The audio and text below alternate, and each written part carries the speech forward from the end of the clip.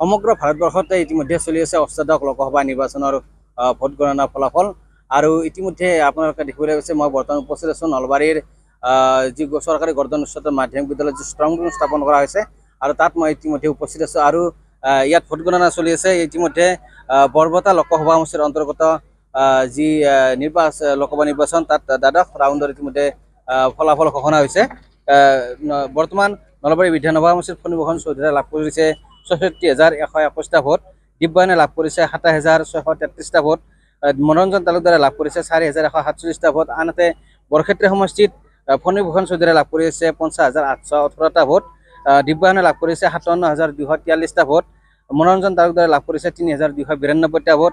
আৰু টিহু সমষ্টিত ফণীভূষণ চৌধুৰীয়ে লাভ কৰিছে ৬০,৫৬৩টা ভোট, দিব্যায়নে লাভ কৰিছে ২৬,৯৩৩টা ভোট আৰু মনোৰঞ্জন তালুকদাৰে লাভ কৰিছে ৭,৭৯৪টা ভোট। ইতিমধ্যে বৰপেটা লোকসভা সমষ্টিৰ অন্তৰ্গত নলবাৰী বিধানসভা সমষ্টি, টিহু সমষ্টি, বৰক্ষেত্ৰী সমষ্টি মিলি ইতিমধ্যে প্ৰায় ৬২,০০০ ভোটত ইতিমধ্যে ব্যৱধানত ইতিমধ্যে অগপৰ প্ৰাৰ্থী তথা বিজেপি মিত্ৰজোঁটৰ প্ৰাৰ্থী ফণীভূষণ চৌধুৰীয়ে ইতিমধ্যে ৬২,০০০ ভোটত লিড লোৱা বুলি গম পোৱা গৈছে। ইতিমধ্যে ভোট গণনা শেষ হোৱা নাই, ভোট গণনা বৰ্তমান চলি আছে আৰু আমি আপোনালোকক পৰৱৰ্তী সময়ত যি ৰাউণ্ডসমূহ চলি থাকিব সেই ৰাউণ্ডৰ আমি ফলাফল আপোনালোকক জনাই থাকিম।